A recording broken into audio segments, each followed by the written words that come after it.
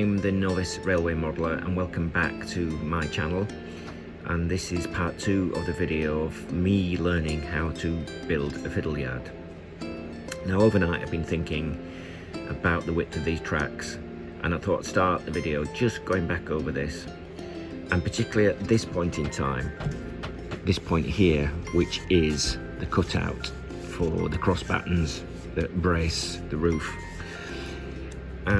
So as you can see, we can still get 5 tracks into the cavity, and what I've subsequently done is I've just measured the minimum gap here to clear this part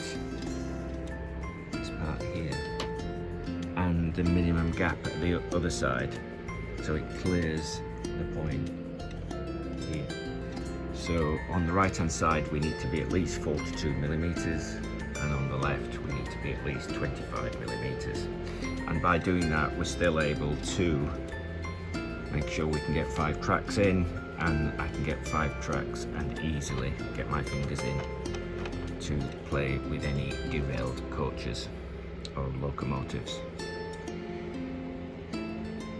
But if you look further down the fiddle yard, then it goes wider, so I might think about putting a 6 road in here and coming into 5 here in a point, because there's a lot of length behind here all the way down to the other end that I could use for an extra road of storage.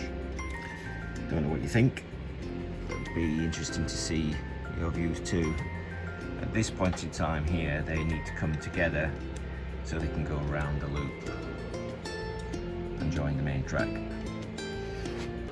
I didn't show you this in my last video, in how I got the screws in at the difficult angles. This is my weapon of choice with regard to automatic screwdriver. It's probably one of the best purchases that I bought, this Bosch IXO, and it comes with this fantastic adapter that allows you to screws in at an angle. It's very easy to do. Just take the cover off,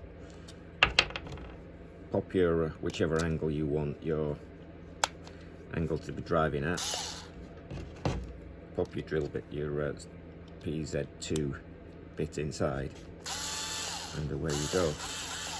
It's fantastic, really is. A couple of people dropped me a note and asked me where I got the superfoil from and which one is it, and I managed to save a roll as I was doing it, and this is one of the rolls that was left. Superfoil multi-purpose, bought from Aldi. You can find them in the middle aisles on specials from time to time. I've seen it in there a couple of times since I bought this. I think I used bought about 12 rolls, and the size of this is 600 wide by 7.5 meters long. It's very good. I did look online at Amazon and other places to buy it, and I thought this was just do the job really. To be fair, I wanted to go and touch it and feel it and try it on a roll, and when I did that I thought, yeah, go back and buy another 10 or 11 of it. Whilst I'm referring to part 1 of this mini video series on learning how to build a fiddle yard, I'd also like to correct the sizes of the 4th bedroom that I was anticipating that I would put for the first layout in. I think I incorrectly stated it was 4 by 3, and in fact it's smaller than that. It's 3 by 2.5, so apologies for that. So as you can see, I've abandoned the idea of the baseboards on the floor, mocking them up with some old cross members. I thought overnight, well, I'll just use the where the main boards are going, so just move them where they'll be at the back, and they're now on the main, where the main boards will be. So if you're looking at them, think, oh, they look a bit narrow. These are the ones that are going into the cavity behind, but it allows me to set them all up properly from here. Right, I've laid in the tracks. I've just put them down. These are some Pico Code 75 flexi track that I plan to use on my layout, and as you can see, I can get 6 roads in comfortably up to the cutout where we go to 5.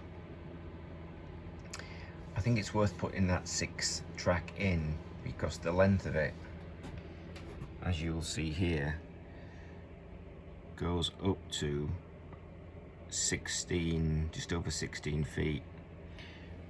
In truth, the curve will start from around here and come round. So in essence, we're still getting somewhere in the region of about 11 to 12 feet of storage by adding that 6th road. And with a couple of coaches added in the distance, as you can see here, you start to get a real impression of the size and scale of this fiddle yard, and also confidence that 6 roads, 5 to 6 roads is the right way to go. Okay, so the next step for me now is to put on this foam underlay on top of the baseboards. The reason for doing this is to ensure as much as I can that when the trains are running over the fiddle yard, they're not rumbling or vibrating on the plyboard, and so to try and keep that as quiet as possible. So what I'm going to use today is this XPS Sprint underlay, which came from Wix. I think it's about £22 a pack. I've just got 1 pack, and as you can see, it folds out in fan folded form, but also, if you can make out, there are serrated lines to allow you to cut it as well. But the beauty of this, actually, and that was lucky, one width of this is exactly the same width as the baseboards that are going in the cavity. So there was a stroke of luck. I'm going to glue that down with some straightforward PVA that I also bought from Wix, and I've got myself a couple of paintbrushes to go with it as well. So I'm going to do that, and I'll show you how I get on.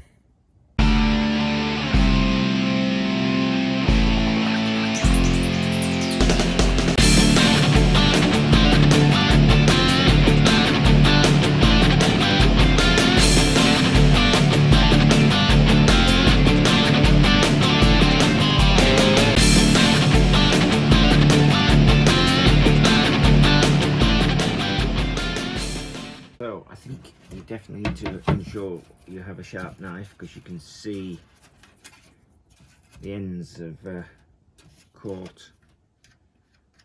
So I think I definitely need a sharper Stanley knife, but you get the impression.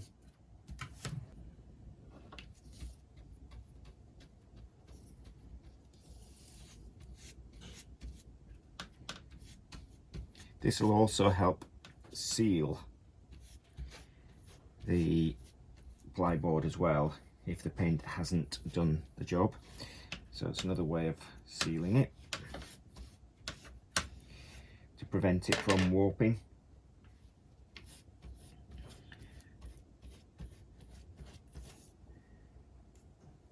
Any moisture gets in the loft.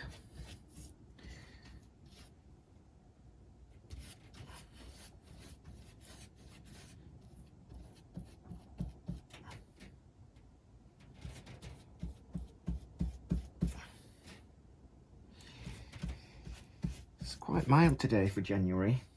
It's 10 degrees outside. It's going to be the peak temperature, and I do put the fan on in here just to keep it from being too cold, but I can hear that the fan is switching itself off because it's already reaching the temperature. So that's a good sign for January. But it does mean that the glue will dry a little bit faster. I'll have to work quick.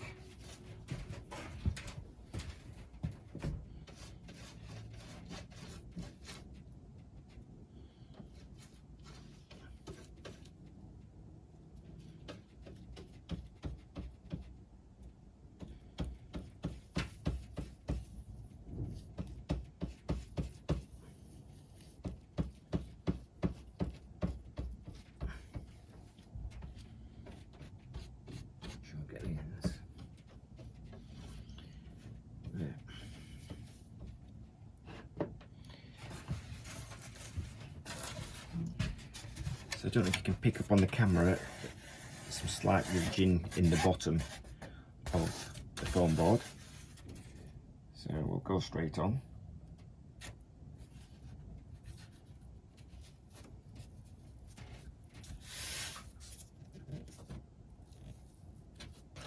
Just slide it into position. It's actually just slightly narrower, which is not a bad thing.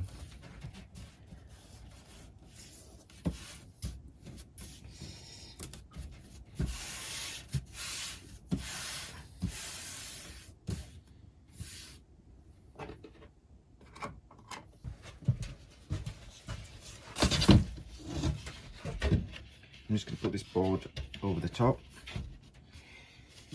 to hold it down, and then just put some weights on.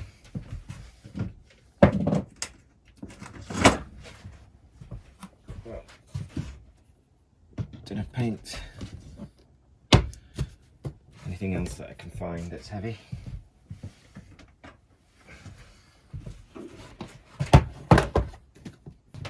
So I've ditched the Stanley knife and I've now got my precision craft knife, and I'm going to cut out the other pieces of foam for the other baseboards.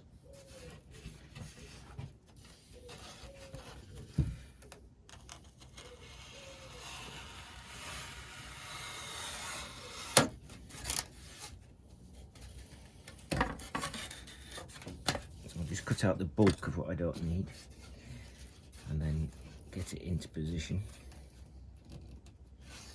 I'm going to do it from the top this point in time and feel for where the board stops and see what this looks like.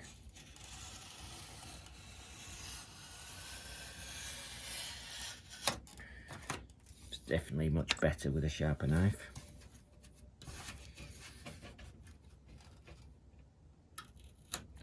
Careful not to cut your finger.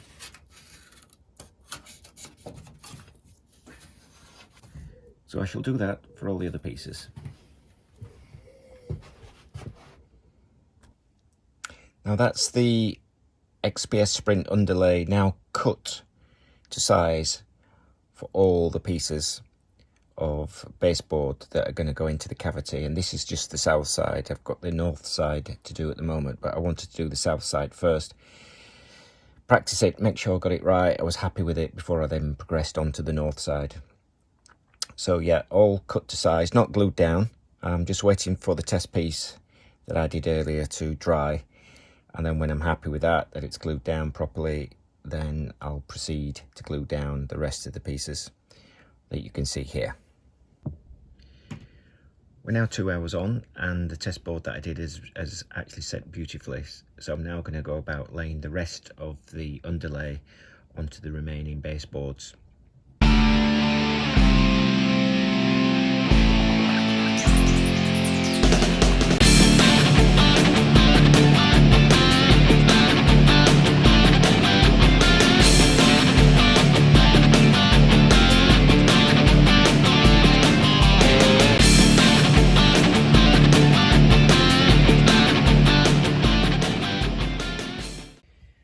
We're down to the last piece to glue down on the south side of this fiddle yard, and as you may have seen from the time lapse, I actually had to cut the pieces into two because one piece was just about 2 or 3 centimeters short of the length of the baseboards that I'd already cut.